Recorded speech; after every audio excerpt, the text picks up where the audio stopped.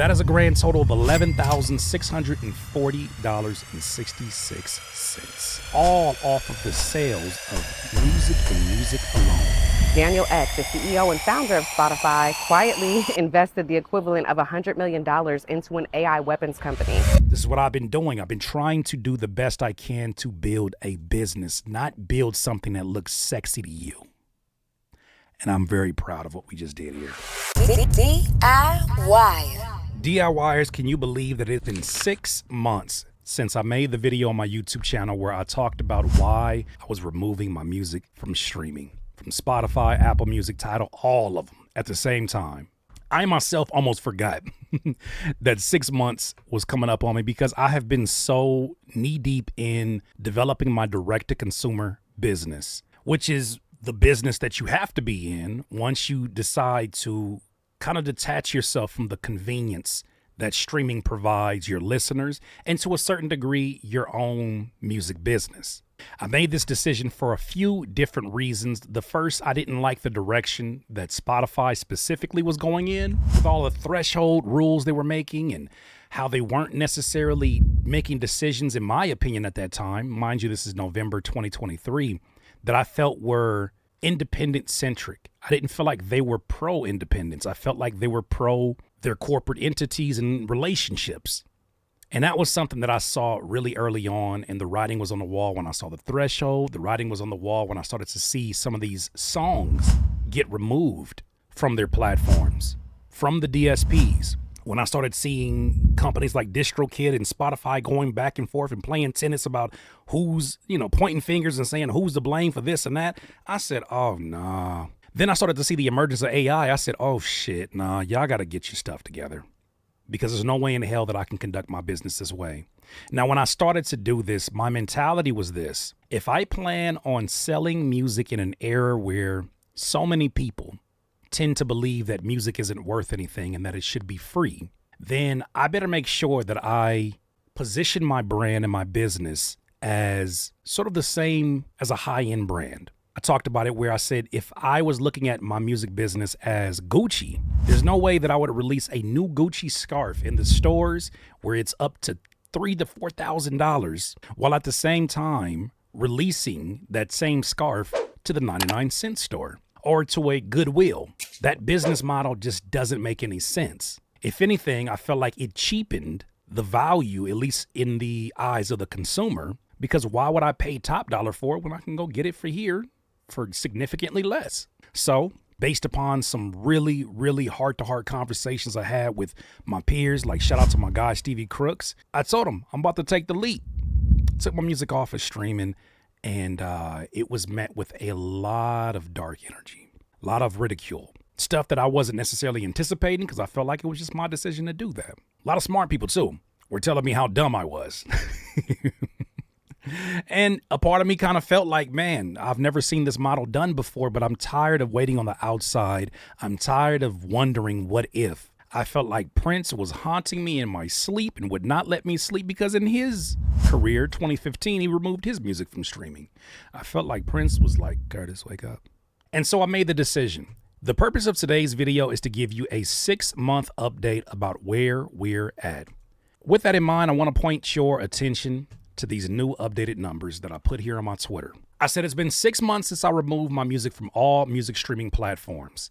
I've independently released 3 new albums: Storm Symphony, Extended Warranty, and then as of recent, Home Movies.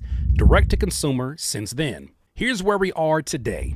Bandcamp, right? So this is just the projects that I had available since November. $4,471. Even, I released one project with them. And mind you, Even was only 140 people who made the investment to buy my album directly from, well, I guess indirectly through Even, $4,087.66. My website, which I've been a big supporter of. I said, hey, you got to make sure that you have your own website so that you can set up business. And no matter what happens to these platforms, your business is protected and you have a solid foundation to build off of. Well, $3,082. Now, mind you, this is including digital downloads, tips of pay what you want from my listeners, CDs, vinyls. But this is all off of the sales of music and music alone. That is a grand total of $11,640.66. Somebody gonna have to tell the truth, and I'm gonna tell it. The equivalent to 3.4 million Spotify streams. Now, I was met with a lot of encouragement, a lot of inspiration from my peers. And then I was met with some questions about, well, how exactly does this work? It's crazy because I'm now used to it. I wasn't used to it before, but I'm seeing so many fellow artists, independent artists, who, for their own insecurities, their own reasons, they're trying to come up with all these ways, all these reasons why I was able to do this. I don't look at 11,000 and say that that's life-changing money. But what I do look at that and say is, damn, this business that I chose to start again from scratch, right? Because mind you, I took a bit of a hiatus in which I deprioritized my music as the number one thing that I was generating income from, and I prioritized content creation. But here's the thing. People like to say, well, Curtis, it's easy for you because you got 270,000 subscribers. I can immediately tell when they say that they don't understand the way that YouTube works. You don't have access to 270,000 people every time you drop. That's just not how the algorithms work. If they work that way, then you would be discouraged from using ads on these platforms. The ads typically are so that you can reach more of the people that are already subscribed. And the way that YouTube algorithm works, you could watch a video of mine, say it was a tutorial about FL Studio. I haven't made one of those in 2 to 3 years. Well, if you haven't seen it, then you're likely not to click on a new video. So then the videos will stop being suggested to you. So you have to now cut my audience significantly down. Well, Curtis, you put up content and some of your content does really good numbers. You're right. However, the only thing that I've been doing, I haven't been doing direct selling on this platform. The only thing that I've been doing is adding maybe an insert, a mid-roll ad. But even then, you have to understand that most of my content, because it's seen by such a large audience, they're not even getting to the mid-roll. They're skipping through the same way we do any kind of casual session on YouTube. So I couldn't even rely upon that. Well, Curtis, it must have been ads. My friends, ads cost a whole lot of money. And my business lost a shit ton of money just a few years ago. Ads are not something I am rushing towards. Matter of fact, what I have been doing is seeing what I can do organically. Now, this is not to negate the influence that my platform could have upon somebody's decision to check out what I'm doing. But I need people to understand that having a YouTube channel, two things. One, does not guarantee you success in any business. There are YouTubers right now with 1 million subscribers that can't get more than 10 t-shirts sold for $20. It's so much more to business and selling than just having it available. But people wouldn't understand it unless they went through that. The other thing that you got to realize with when you're presenting a product, it's up to you to make sure that it's exposed to people who are the most likely to want to tap in and return to said content. Well, this is why, another reason why I want to leave streaming was because I wanted access to the emails, to the phone numbers of the people willing to buy with me. I think people are overestimating the amount of people that this represents because they're used to having to slave for that 0.003 to get very, very little results. I want to draw your attention to something here that I think will give a little bit of insight because, you know, I don't think this person had any ill will, but I want to make sure we use this as a teaching moment. In the midst of folks just saying, man, congratulations. I'm glad to see you. You're doing your thing. Paul wasn't in the congratulating mood. He said, how much streaming income did you miss out on during that time? Talking about the 6 months. 20K for 3 albums, and that money doesn't continue for the next 50 years. It just stops once people have the files. Maybe you can afford this madness because of your other income streams. It's a lot of anger, man. It's a lot of like, I don't get it. I don't get it. So I responded back to him because I understand some of these gripes and I understand that these are birthed from a place of fear. This is what I told him. I said, Paul, let me get this straight. You mean the income that I would have had to reach significantly more people to achieve? You know, because one of these albums did 4,000 with only 140 people. The income that I would have to wait 3 to 6 months for, you know, because you don't see the money from your streaming, no matter how many pennies or fractions of a penny it is, until they go through their quarterly cycles. Try building a business. Imagine starting up a mom and pop business, a restaurant, where you don't get to pay for the resources, for the utilities, for the day-to-day operations until 3 to 6 months later. Do you think that a restaurant can stay open?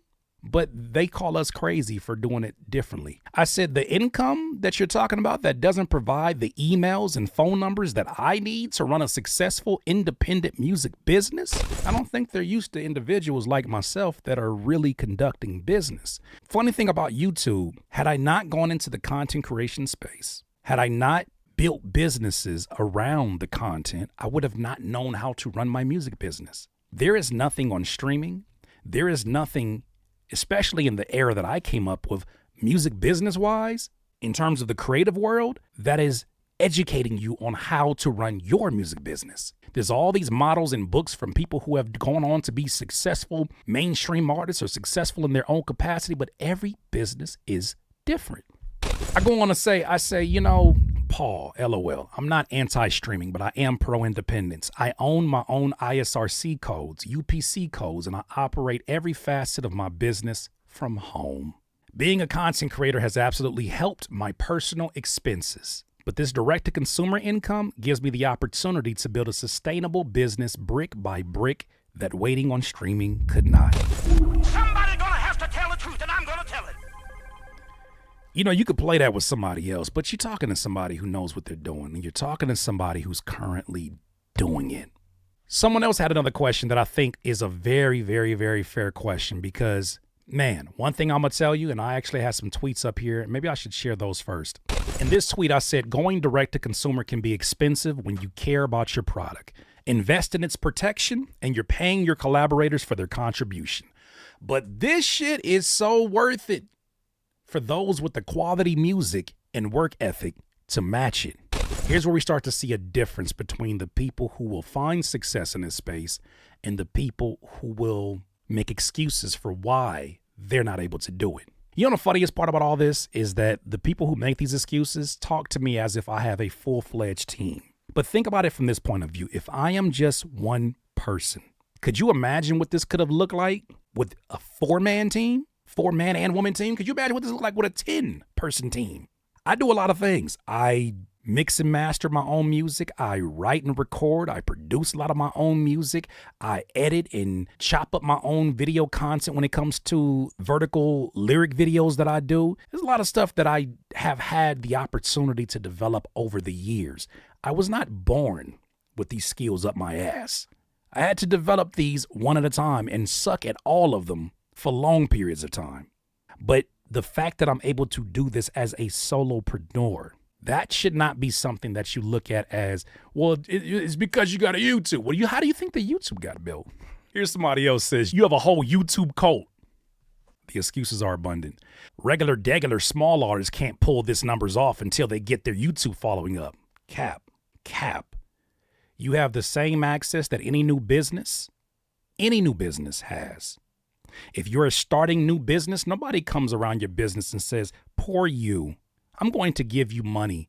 Even if you don't make a superior sandwich, say you got a sandwich restaurant, I'm going to give you money because I feel sorry for you being a new business. No, when you get your ass out here and decide you want to operate business, stop acting like a bitch. Get out here and start operating business. You take your L's like a man or a woman and you keep on going about it. And it's crazy because not even a few months ago, they were telling me how I couldn't do it. Now I'm a mutant. I'm part of the X-Men.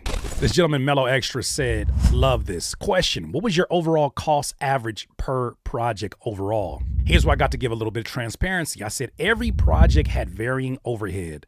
But being that I produced, mixed, recorded most of the music, designed all the artwork, and edited the content myself, the margins were amazing.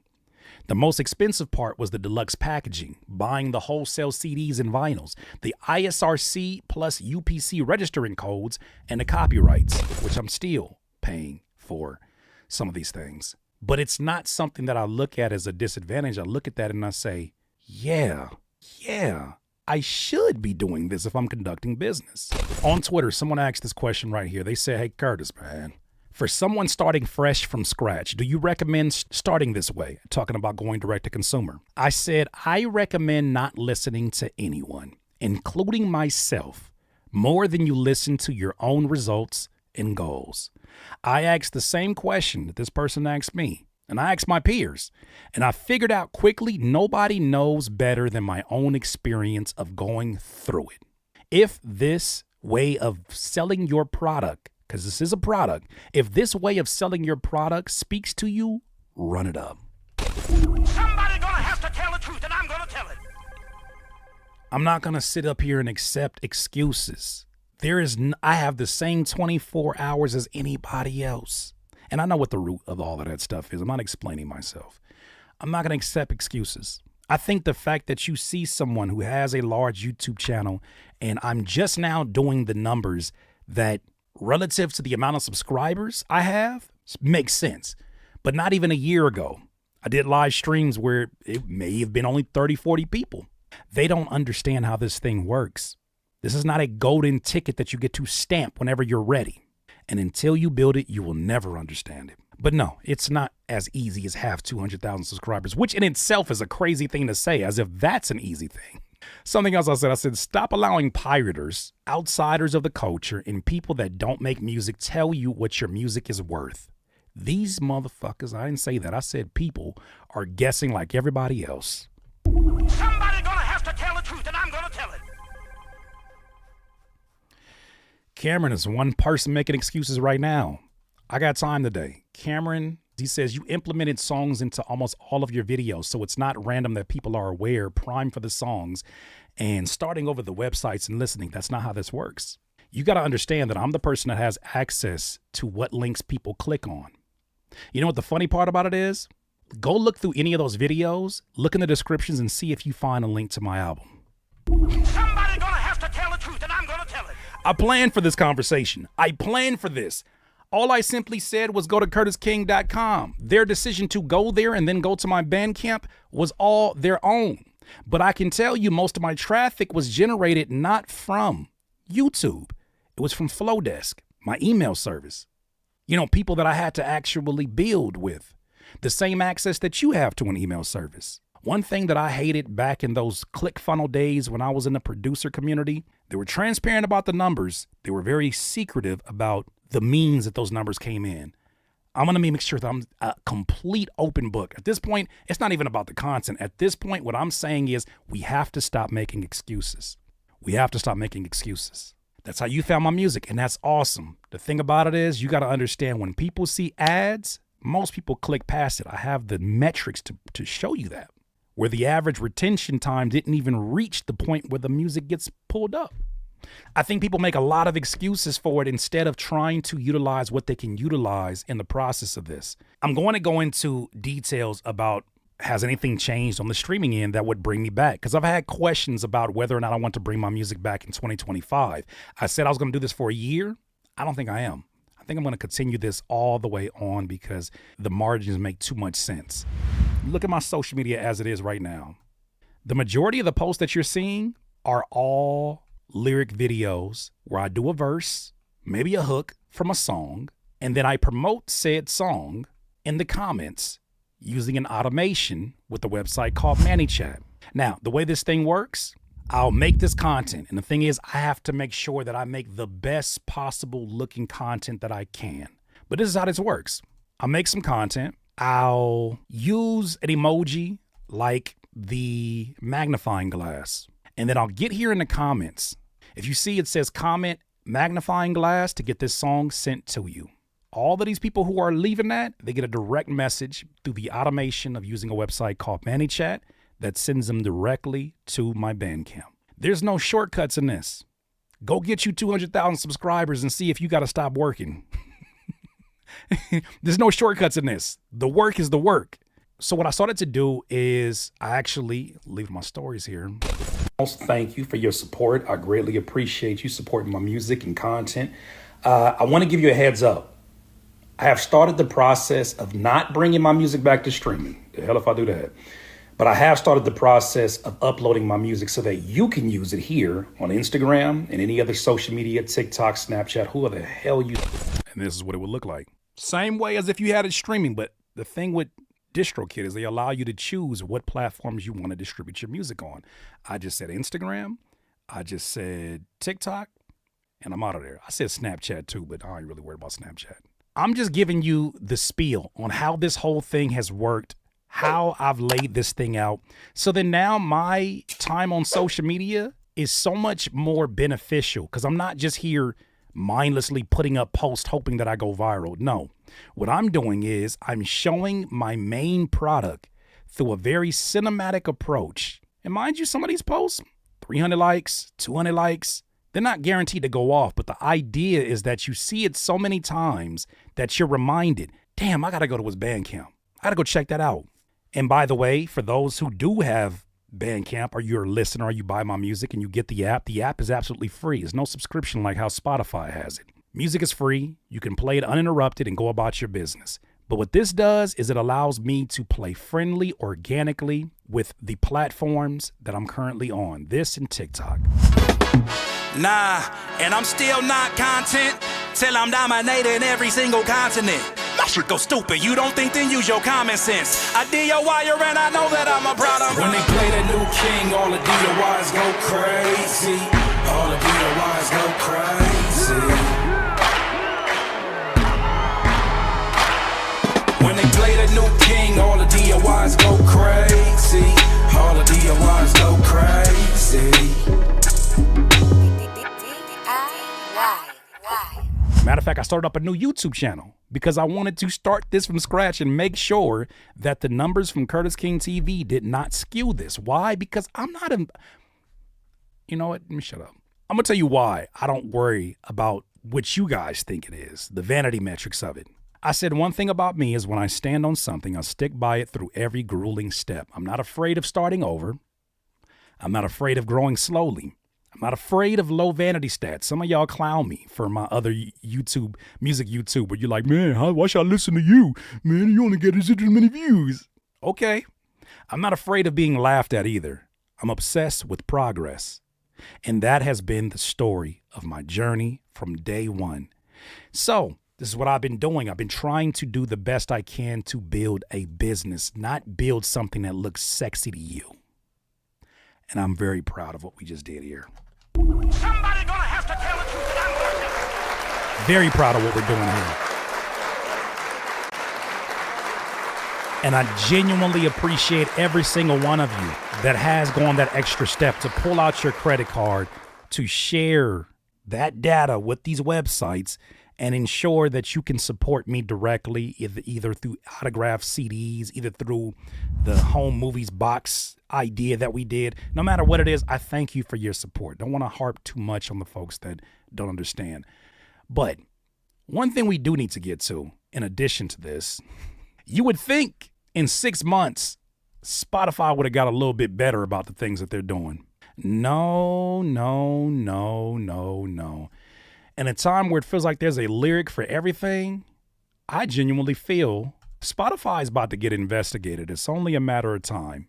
DIYers, keep your music away. I want to draw your attention here to this Instagram post by an artist, hip-hop artist named Kayla Love. We've been having a good back and forth conversation about her journey and why she decided to take her music off of streaming, specifically off of Spotify, I should say. Listen to what she says. All of my music off of Spotify. Well, back in November 2021, Daniel Ek, the CEO and founder of Spotify, quietly invested the equivalent of $100 million into an AI weapons company. Wait. You can't just say things like that without having some kind of Oh, yeah, that was an article that was actually September 16, 2022, there on Music Business Worldwide. Back to what you were saying, though. And this weapons company, Helsing.ai, said, oh, but don't worry, we're one of the good guys. We are going to develop ethical weapons only for democracies, trustworthy democracies such as the United States or Israel.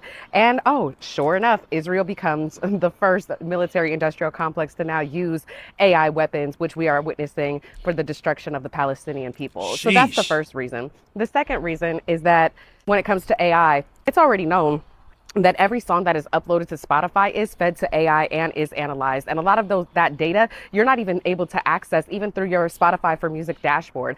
Did you know that? Somebody gonna have to tell the truth, and I'm gonna tell it. Where do you think they're getting these ideas for all of these BBO Drizzy and song ideas and these drum patterns. Where do you think they're pulling those from? You think that's just an AI in there cooking up in FL Studio? They have to source it from somewhere. What better place to source it than a place where they've been encouraging you for the last X amount of years to keep pushing your music to it? Daniel Ek went on record at one point saying that artists that take 3 to 4 years to make an album will not be successful on his platform. He said they're going to have a hard time being successful. His solution was quantity, quantity, quantity, even at times at the expense of quality. Now we start to see, as these platforms like Spotify embrace AI, we start to recognize, oh shit, y'all played me. Y'all played me so that you had more data that you can scour and comb through to train the AI that we're now looking like they're trying to replace folks with.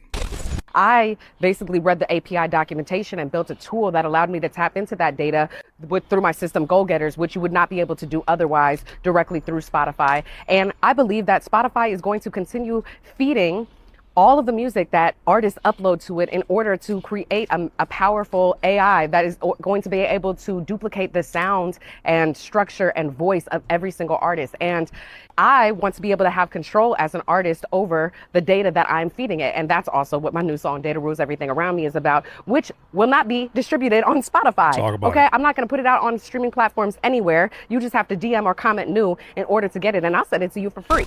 It gets worse. Shout out to Kayla Love. We're going to be talking to her very soon because she has an abundance of information that could lead, hopefully provide some insight for those of you that are on the fence right now. Because I know there's a lot of people on the fence. I know. Believe me, I know. You ain't got to tell me. I hear it. I see it in the tone switch that people are having towards streaming. I promise you, 6 months ago when I took my music off, people were like, man, you're stupid, bro. Streaming is the end all. Then shit got real when they started to pull people's music down. Shout out to I Am Kevin Morse. Someone tagged me in a video that he posted on Instagram, and this happened to him via streaming.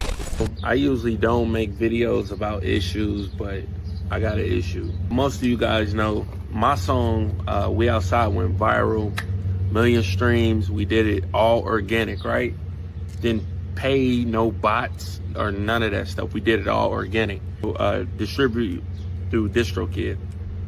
I get on there one day, this is like a few months back, I get on there one day and it says your song We Outside has been taken down. And I'm like, how has We Outside been taken down? It says the playlist that you were on has X amount of artificial streams. So artificial streams in the playlist that they said were artificial were the playlist that I was on from Distro and also on from Spotify. This is new.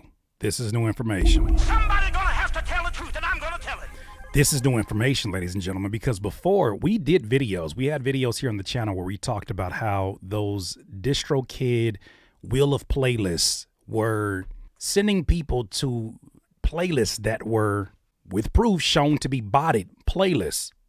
And because you were in that playlist, it put you on the radar for Spotify, which notified DistroKid that, hey, this person may be using fictitious streams or stream botting. This individual here just said it's not just the DistroKid playlist, but it's also the Spotify playlist.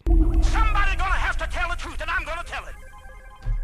Months and months ago, I told y'all, maybe the reason why Spotify allows up to 89% fictitious streams before they start deducting or removing your music is because they themselves have put into their ecosystem fucking bots. Maybe because the people that you see that you're like, man, I don't want to abandon my 20,000 listeners. Have you ever thought, why do they call them listeners and not fans? Bots listen. It's kind of hard to call them fans, but you can call them listeners.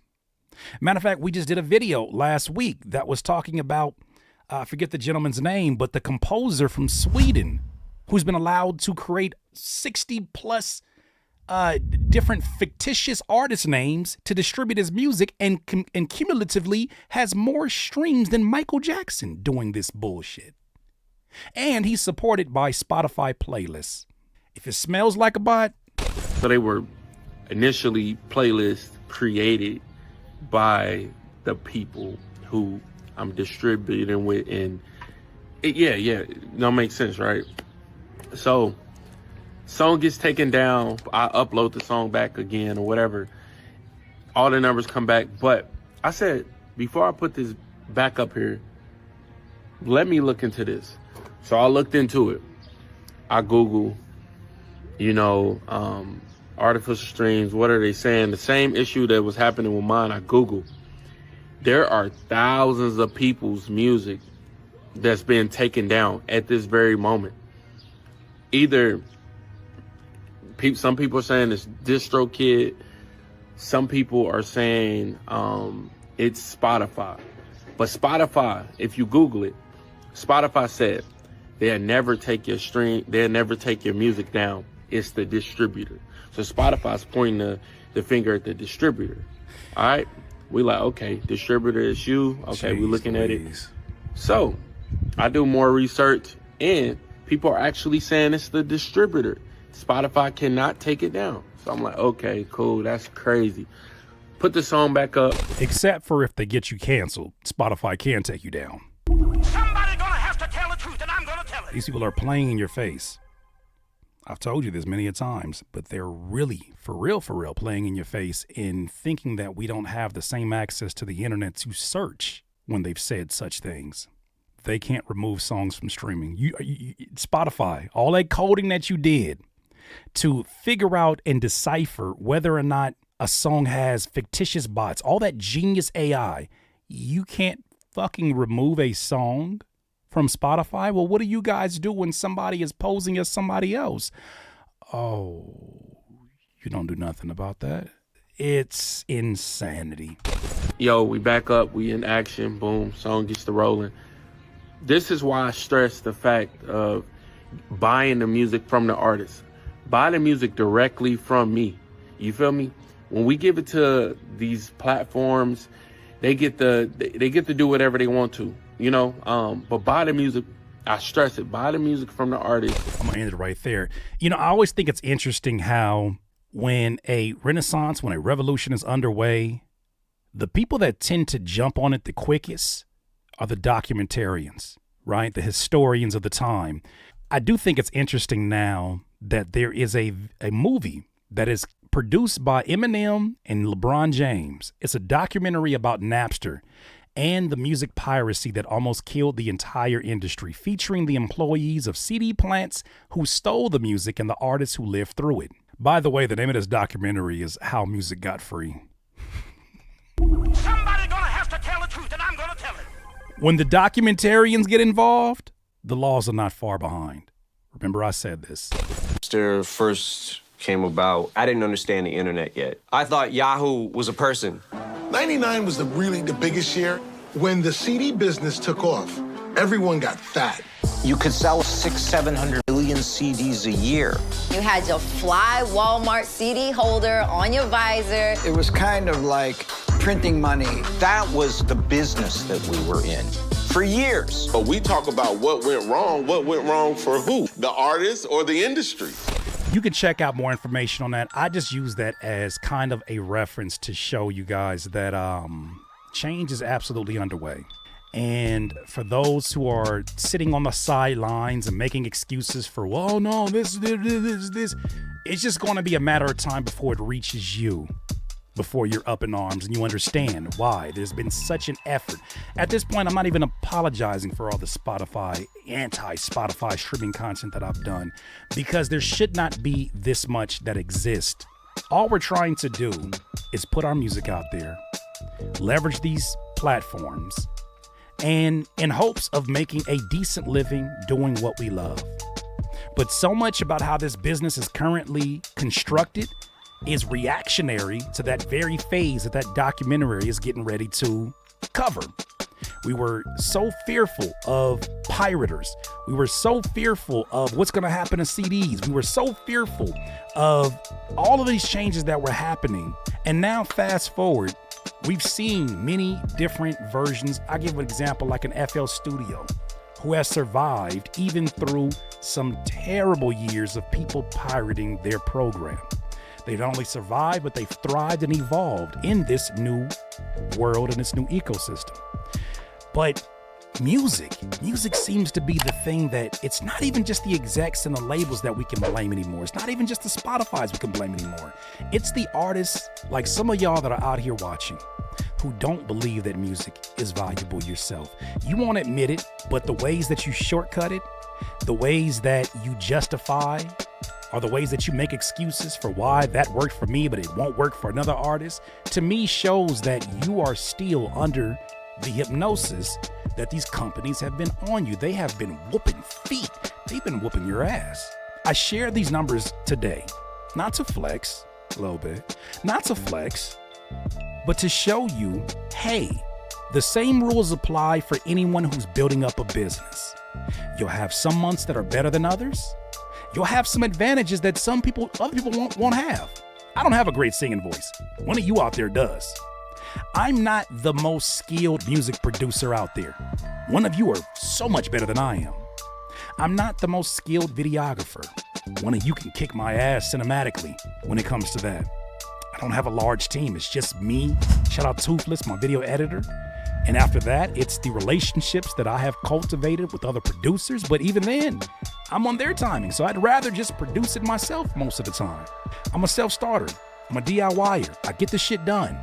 If it falls on my shoulders, I'll figure it out. The one thing that I have done that is different is that I have not stopped working on all facets and all abilities that I have at my disposal. I don't look at this as, man, why did my career go this way? Why did it happen to me? I look at all this like, man, why did it happen for me like this? It all happened to my advantage. Why me? How did I get so lucky to do this? But the truth of the matter is, you could attribute some of that to luck, because luck is definitely a component. But the biggest thing that nobody could ever take away from me is that every time that you guys have seen me, some of you have been subscribed to my channel for years, every time that you've seen me burn the earth and try some new shit, I've never been ashamed to start from scratch.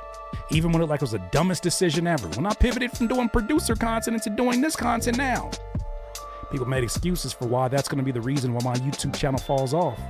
A year later, now they're telling me that's the reason why my music is taking off. It can't be both of them. Y'all got to pick one. The truth of the matter is this. I am a revolutionary. I embrace that. I thought that I was crazy because I let some of y'all convince me that I was crazy. I wasn't crazy. Curtis, you weren't crazy. You were early. You had so many people out here who spoke so confidently about things that they themselves were too much of a pussy to do. So how could they ever lead you to where you need to go? For those of you that are scared shitless on the side, who are trying to come up with all of these reasons why it's working for me, just admit you're a bitch. Don't excuse my language. Just admit you're a bitch. And you should get out the way of the DIYers like myself and the folks that are in this room who have the heart to go after it and do it. Because today you're criticizing, tomorrow you'll be quietly thanking us that we carved out another lane for you to make money from your music. Because why shouldn't you? You spend so much money on the merch. You spend so much money out of your pocket on the music equipment. You spend money on music lessons, on collaborations with hired musicians, collaborations with singers, on platforms that you're trying to get a higher reach on. You do all this work. You spend money on gas to get to shows. You do pay-to-play shows. You do all this. And the very thing that you're pushing in all these different avenues is your music. That's the thing that you make the least amount of money from. You think that's fair? Those are my words, DIYers. You let me know what you think, though. DIYers, if you enjoyed this content, make sure that you hit the like button and maybe even consider subscribing. Come on, man. Stop being greedy. Peace.